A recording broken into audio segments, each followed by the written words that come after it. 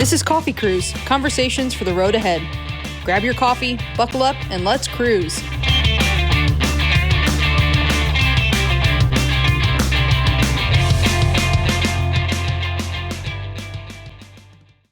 Hey cruisers, welcome back to the Coffee Cruise podcast, conversations for the road ahead. So before we get into today's episode, I have a couple of really exciting Coffee Cruise updates because there's a lot happening around here. First, we are still on the road to 500 Facebook followers or passengers, and we are getting so close. So if you listen to the podcast, follow along with my adventures, enjoy the coffee recommendations, or just like what Coffee Cruise is becoming, I would absolutely love your help getting us there. Take a second to like and follow the Coffee Cruise podcast Facebook page, share it with a friend or two, and help us hit 500 cruisers. Every single follow, share, comment, and recommendation really does help this little community grow, and I appreciate every person who's been along for the ride. And speaking of taking Coffee Cruise beyond the podcast, I have also been collaborating with some amazing local coffee shops and putting together something I am so excited about. The first ever Coffee Cruise Trail. This October, we're taking Coffee Cruise off the podcast and onto the road for an unforgettable journey through 5 different local coffee shops, all while doing what we do best, taking the long way. So, it originally started out as a Jeep cruise idea because, obviously, I love my Jeep, but this is absolutely not just for Jeeps. Bring your Jeep, bring your car, bring your SUV, grab some friends, bring the family, cruise solo. I really don't care what you drive. The whole point is to get out, explore some roads maybe you wouldn't normally take, support some amazing local businesses, drink some coffee, and have a really fun day doing it. But I know what you're thinking. 5 coffee stops? Like, that's a lot, Ashley. Okay, just know that I picked places that not only have coffee, they have sweet treats, pastries, chocolate. They have food that you could get for lunch, sandwiches, salads. There are places that have baked goods. There are places that have merchandise or local artists or local this. It's all about the small businesses. Collect your stamps and have fun. You'll start at one coffee shop, finish at another, and the journey in between is completely up to you. There will be an official Coffee Cruise passport and map, shirts, some fun surprises, and more details coming soon. So, you're going to want to make sure you're following the Facebook page because that's where I'll continue sharing everything. All right. Now, let's head into somewhere a little colder, Alaska. I've decided I'm going to split our Alaska experience into 2 episodes.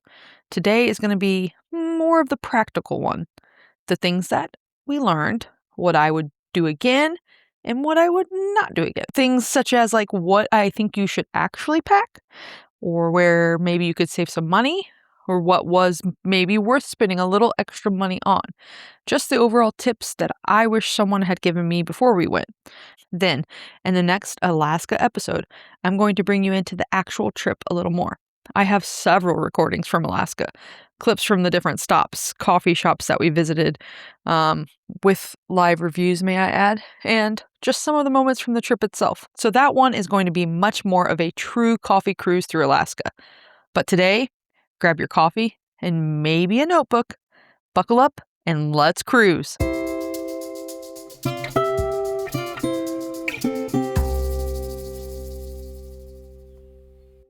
Okay, first, a little background. This trip actually started because one of our friends was celebrating her 40th birthday. There was a pretty big group of us, somewhere around 10 to 12 people, and she had picked a 7-night Alaska cruise on Royal Caribbean's Anthem of the Seas.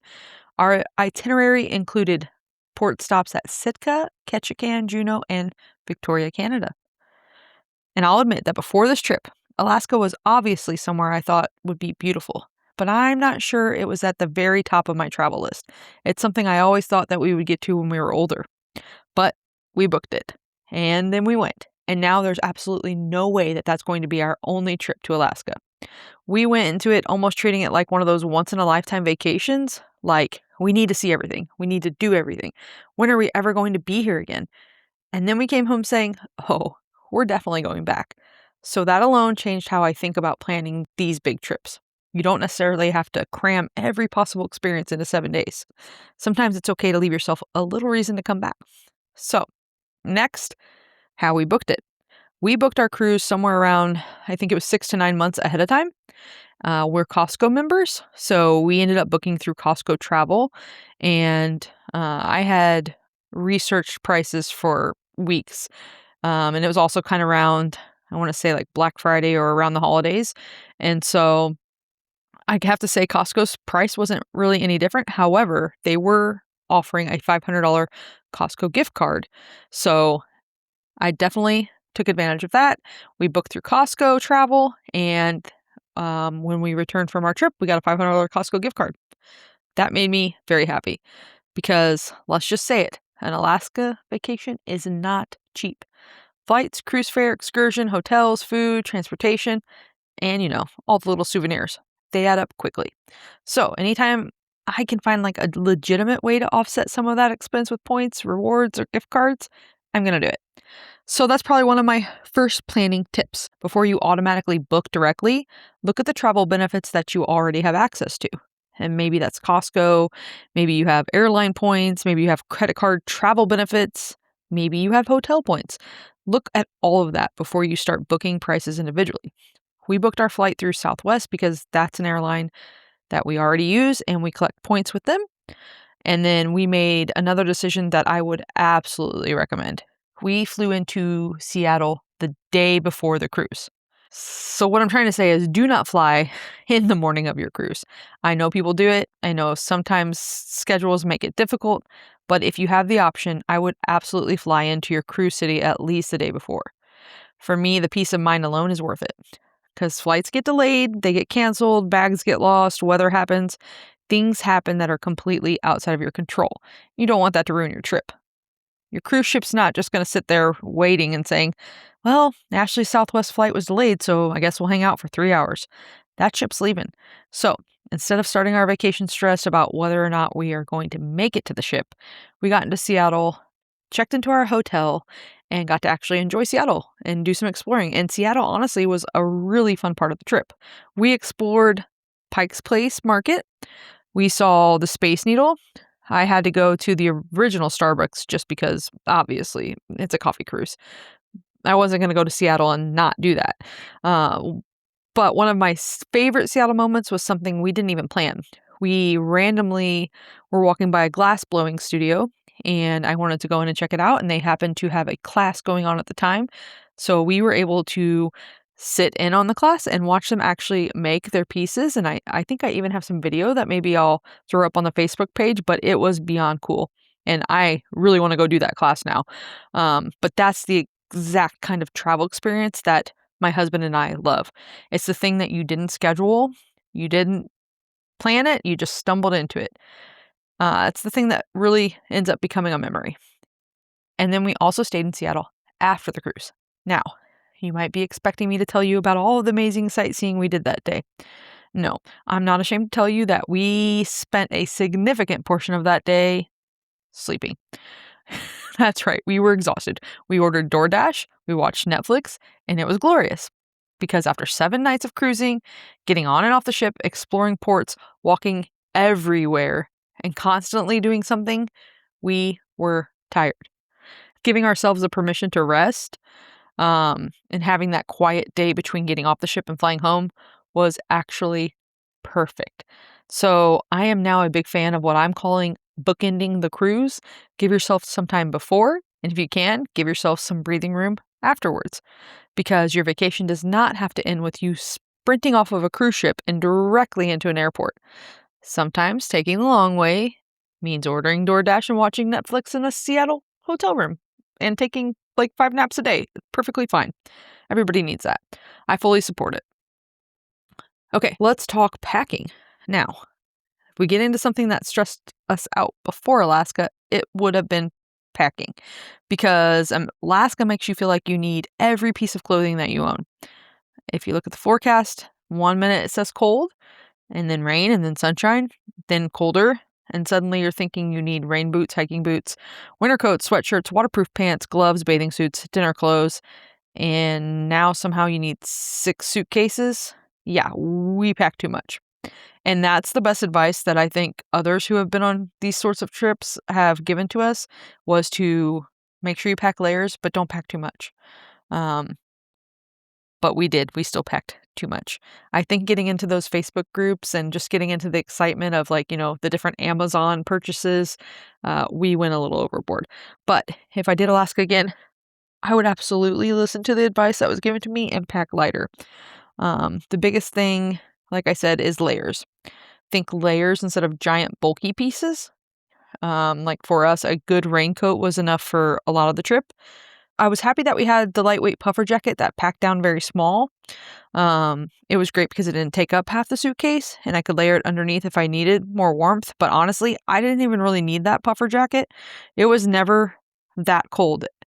I used it one day, and that was the glacier day, and I could have survived without it. Let's put it that way. Um, but again, you just don't know. So if you can get a compact one that packs small and doesn't take up much of your space, take it. Otherwise, just layer. I was perfectly warm in the rain jacket. But yeah, you're going to move between different environments. So you might be outside early in the morning when it's chilly, and then you're walking around and you get warm, and then it rains, and then you're back on the ship. So being able to add and remove layers is way more helpful than dressing like you're heading into the Arctic tundra all day. And speaking of things I probably didn't need, would be the boots. If I did this trip again, unless I had a specific excursion that day that required serious hiking boots, I would leave the boots at home. They took up so much room. My feet were so sore because we walked 10 miles every day. But for what we did, I would have much rather have had a really good pair of comfortable waterproof running or walking shoes instead of the hiking boots. We even did some hiking activities, but still, we weren't climbing through untouched wilderness. We weren't trekking across snowfields. Most of what we encountered was on an established trail, path, or paved area. So unless you know your specific excursion requires something more rugged, I would prioritize comfort. And more room in your suitcase. For shoes, I think my ideal Alaska setup would be one pair of waterproof, comfortable walking shoes for your port days, one comfortable casual shoe for the ship, and then probably one nicer pair if you want to dress up for dinner, and be done with it. Also, you probably don't need that many clothes. So we originally ended up with 2 check bags, 1 carry-on, and backpacks. Looking back, I think we could have easily done 2 checked bags and our backpacks. And if you're a really disciplined packer, you could probably do even better than that. Remember that you can usually find laundry options on board one way or another, so you don't necessarily need a completely different outfit for every single day. And you will rewear things. You will. And it's okay. Nobody on the ship is keeping a spreadsheet of how many times you wore your black leggings. Also, I don't think you need a bunch of bathing suits for Alaska. I brought more than I needed. I thought we were going to use the pool and the hot tubs way more than we actually did. We used the hot tub one time, I think. And I realized that apparently I'm just not somebody who loves getting into a packed hot tub with a bunch of people I don't know. So if you're trying to save suitcase space, one swimsuit was plenty for me. Now, what were some things that we brought with us that are optional, I guess you would say, but definitely enhance the experience? Number 1, binoculars. This one gets its own special section because I really feel strongly about it. I actually made fun of my husband when he purchased binoculars, and I didn't think it was necessary and it was going to take up too much bag space. So I requested that he got me a monocular, which, if you don't know what that is, it's just a single so that you kind of look like a pirate. And I thought that was pretty appropriate for being on a cruise ship. But anyways, bring binoculars. Seriously, put them on your packing list. We were constantly using them on our balcony. We took them with us off the ships. We were looking at shorelines, mountains. We saw so many whales, wildlife, waterfalls, eagles. We would have missed all that if we didn't have those binoculars. So that's one item I would absolutely make room for. A couple of other things I think that kind of enhanced our stay, because if you start researching, and like I said, you'll start seeing groups that suggest this or that or blah, blah, blah. I would suggest that you bring your own refillable water bottle. That was great for our port days. and I would suggest that you do get those little magnetic hooks, so you can hang things around your room because the rooms are tight. They're not horrible, and they actually had better storage than I thought, but the hooks come in really handy. You can dry things off. If you bring a rope, you can use it as a clothesline, hang a robe, hang whatever. So that definitely helped us, and I think that was a good, good little tip or trick. Don't forget your sunscreen, and don't forget your bug spray. So let's go back into the outfits for a second. I'm not a huge fan of the formal night. That is just not how uh, I like to vacation. I don't really want every evening scheduled around needing to go back to the room, spend forever getting ready, and then sit down for a long formal dinner. But I do think that there were a couple of times where I think we felt a little underdressed. So I would still pick one or two outfits that make you feel nice. You don't have to go like full prom dress. Unless that's your thing, then go for it. But having an outfit or two where you can dress up a little bit gives you the option. And there were also nights where we had been exploring all day and we were exhausted and thought, you know what? We don't care. We're going to eat somewhere casual, and that's okay too. Which leads to another lesson: cruise the way you want to cruise. There are all these unwritten rules that people seem to have about cruises. Oh, you have to do formal night. You have to eat in the main dining room. You have to go to this show. You have to book an excursion. You have to do this. You have to do that. No, it's your vacation. If you want to dress up every night, do it. If you want to come back from exploring Alaska and eat pizza in comfortable clothes, do that. We were not huge fans of the traditional seated dinner experience. Not because it was necessarily bad, it's just not how we like to travel. We like flexibility, we like to go with the flow. And there were times that after being out all day, the idea of sitting through a longer dinner just was not appealing to us. So, give yourself permission to vacation the way you actually enjoy vacationing. Next, the buffet can be a lot. The buffet was another one of those things where timing made a huge difference for us. I don't like being in big crowds, so during peak lunchtime, way too much, too many people, lots of noise, everybody moving in every direction. I found it overwhelming and honestly unsanitary. But when we went at a less busy time, especially like later in the day when people were still out on excursions, it was a completely different experience. It was much more relaxed. We found plenty of food that we liked. There was a good variety. Um, it didn't feel so messy. So if you walked into the buffet at noon and immediately think, absolutely not, because that's what I said. I said I would never step foot back in there. But we did. We tried it another time, and I recommend that. Try it another time before deciding you hate it. Sometimes it's not the food, it's the 2,000 people trying to get food exactly at the same time. Next, don't automatically buy every package. Now, let's talk about another cruise cost that can sneak up on you, and it's the packages. There's drink packages, there's dining packages, there's internet, photo, excursion packages. There are upgrades everywhere. And I think sometimes when you're planning a big vacation, you get into this mindset of, well, we're already spending all this money, so what's another $100? And then another $100 and another, and suddenly you've spent another $1,000. For us, I would absolutely rethink the drink packages. We did a soft drink package that came with the refillable cup and access to the drinking machines. Um, but for us, it wasn't worth it, and actually, it was kind of very disappointing. Not only did we not use it enough, and probably we didn't use it enough for these reasons, but it was because we ran into times where the machines just weren't working. There weren't that many machines on the ship anyways. The line was always crowded, and the mixes didn't taste right always. Like sometimes the carbonation was off, or sometimes it was just syrup. So uh, that was definitely not worth it for us. It was the Coke Freestyle machine, so initially, like, we were super excited about that.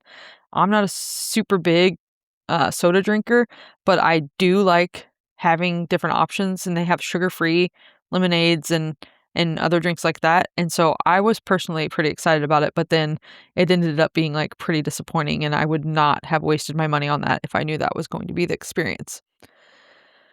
Um They also have like all-inclusive drink packages and stuff, but I think the key is just to do the math based on how you actually drink. The same, like with the alcohol package even, figure out what the daily price is and then realistically ask yourself how many drinks you would need to purchase every single day to break even. If you're traveling with friends and you're going to drink several cocktails every day, it might make sense. If you're going to have one drink at dinner and maybe another one here or there, it may not. Don't buy something just because the cruise culture tells you that you need it or because all of a sudden it's 40% off. They try to do that like the first day, like tried to get you to buy the packages at a deeper discount, but it still was not worth it. It really just depends on like what kind of alcohol you drink and how much you drink. But we were off the ship majority of the days, exploring and doing all the different port stuff. So I just didn't feel like it was worth it. But one thing we did do was that we ordered water directly to our room, bottled water. So we did do that, and that was pretty nice. The next one, excursions. I don't think you need to do one at every port. That's just me. This may be one of my biggest tips, but you don't have to book an excursion at every single port. Before we left, I definitely had some of that like once in a lifetime mentality that we're going to go all the way to Alaska. Shouldn't we book everything? And those excursions are just so expensive. Some are really expensive. We did book one excursion that I really enjoyed. My husband didn't book it through the cruise line though. And we basically got on a bus that took us to an area where we could hike and then go see a waterfall and then picked us back up. It was a nice bus. The driver itself was like a tour guide, so that was unexpected and pretty cool, given she was native and gave us a lot of really cool information. So that made it worth it. And we're talking like $80, not like $800. Like some of these excursions were really expensive that the cruise line was offering. I do know also though, fair warning, that you do have to be careful.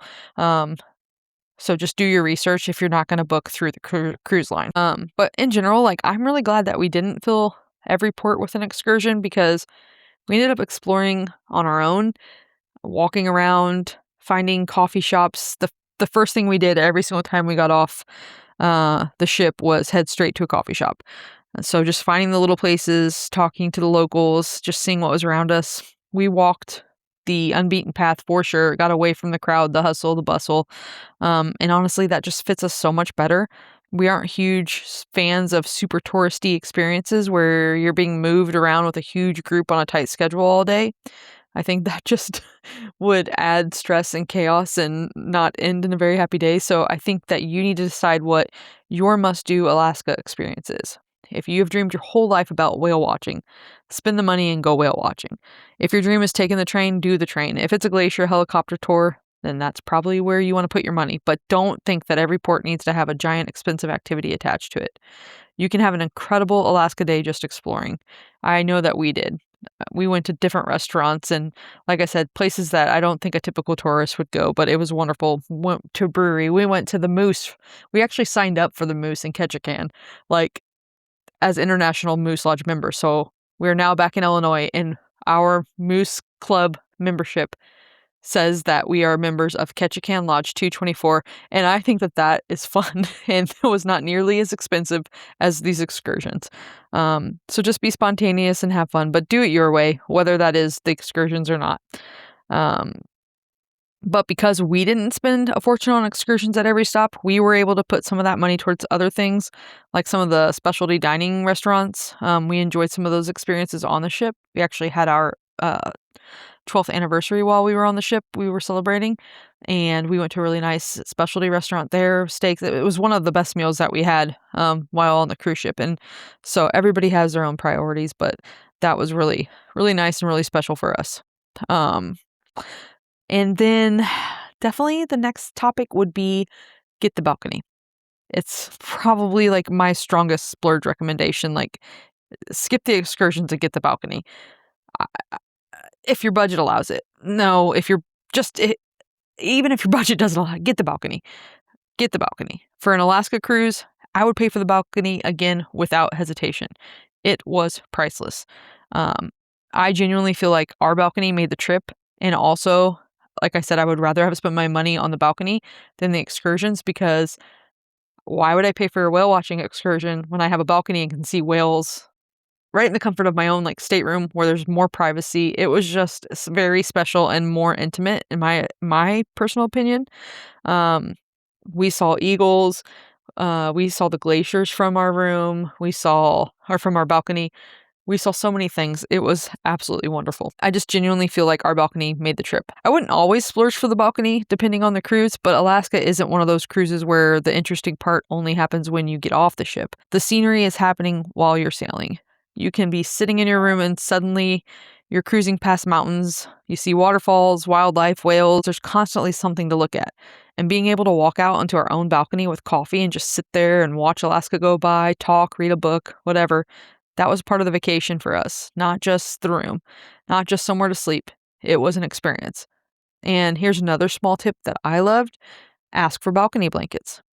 My husband found out that you could ask for these, so we asked early on the trip, and having that blanket to wrap up while sitting outside made it so much better. Hot coffee, blanket, balcony, mountains. I mean, that is coffee cruise heaven. All right, next, don't ignore the ship activities. Something that really surprised me was how much I enjoyed some of the things happening on the ship that I normally would have assumed were not for me. I'm the person who can look at a cruise schedule and think, wildlife presentation? Nah. Captain's talk? Probably not.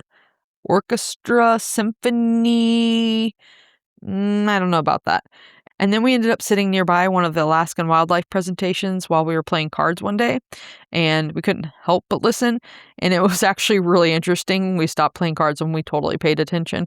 But we checked out the captain's corners too while we were there, and they talked about the ship and cruising, and that was super cool. We heard the orchestra playing the big band music, something that I definitely don't think my husband thought he would enjoy as much as he did. There were just so many little things that surprised me. So I would tell you this. Don't feel like you have to schedule every onboard activity, but also don't immediately write them off. If you're walking by something and it catches your attention, stop, listen, check it out. You might find out you're apparently a big band orchestra person now. Who knew? Okay, next, the ship matters on an Alaskan cruise. Again, we sailed on Royal Caribbean's Anthem of the Sea, and I genuinely loved the ship. The crew was great. The entertainment was wonderful.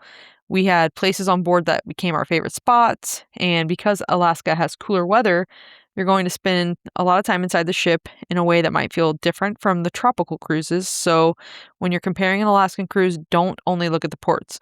Look at the ship too. You're going to spend 7 nights there. Look at the restaurants, the indoor spaces, the entertainment. Look at the areas where you're going to be able to relax and watch the scenery. And for us, the ship was definitely part of the experience. Now, we did just go with a bunch of adults in their 40s, but I will say that this ship had something for everyone, especially the kids. Like, it felt like the whole back of the ship was geared towards kids.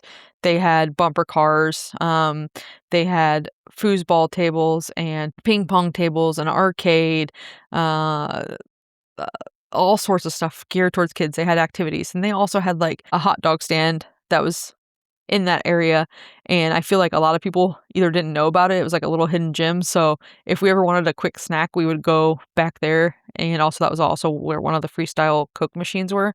That wasn't always very busy, and honestly probably was the one in the better condition that was a little bit more consistent with the soda, or the drinks in general. And so we enjoyed that a lot. But I kept thinking the whole time, like, oh, I really wish Avery was here. Like, she would have so much fun. They have pizza. Every night we ate pizza, and it was really phenomenal pizza. And that place was packed. They were cranking out the pizzas. The teenagers loved that area at night. But we would always go and grab a plate full of pizza and take it back to the room. And it was another core memory there. So another thing would be tipping.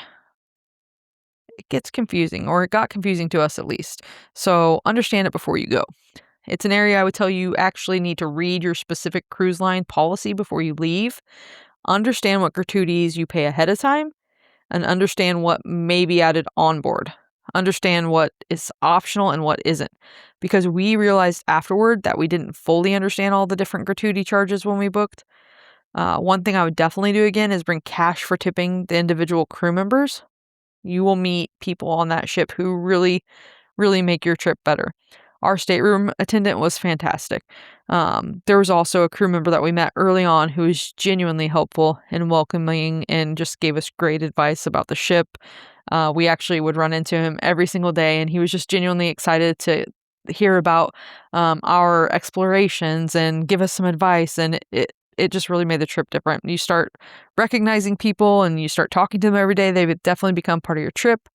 And when somebody goes out of their way to make your vacation better, I personally really like being able to put cash directly in their hands and say thank you.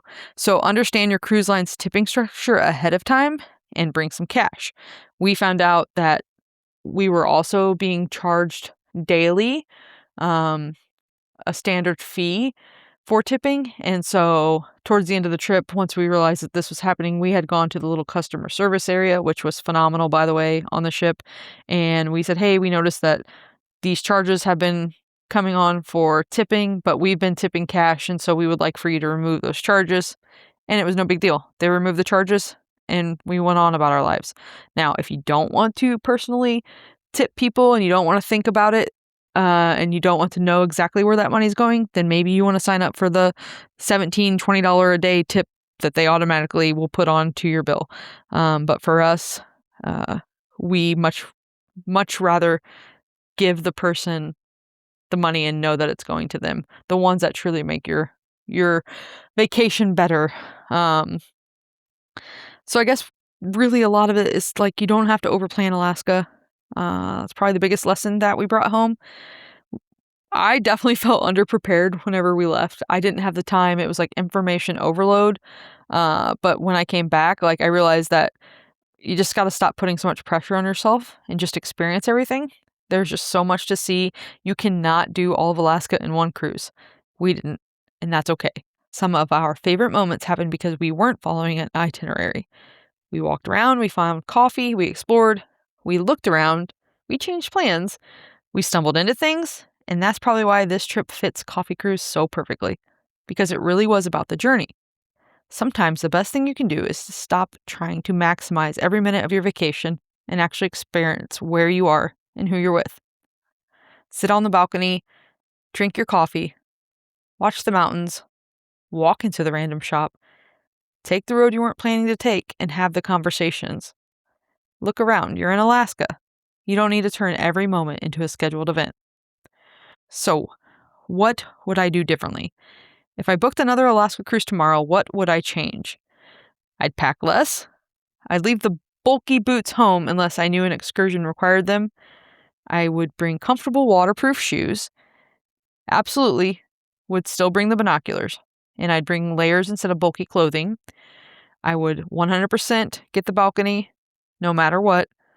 And I would ask for the balcony blankets again. I would be more selective about the drink packages or other packages, even the internet package, to be honest. It was horrible. It barely worked half the time.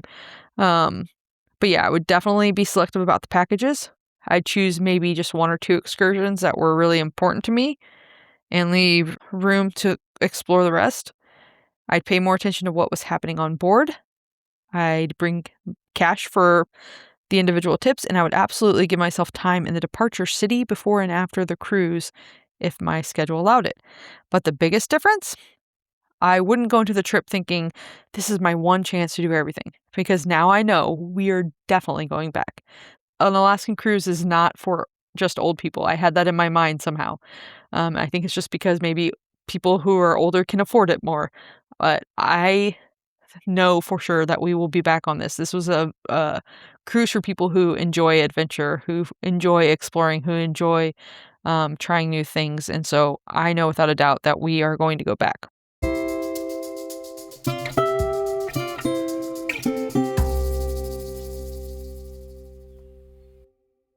All right, cruisers, that is my Alaska cruise planning crash course.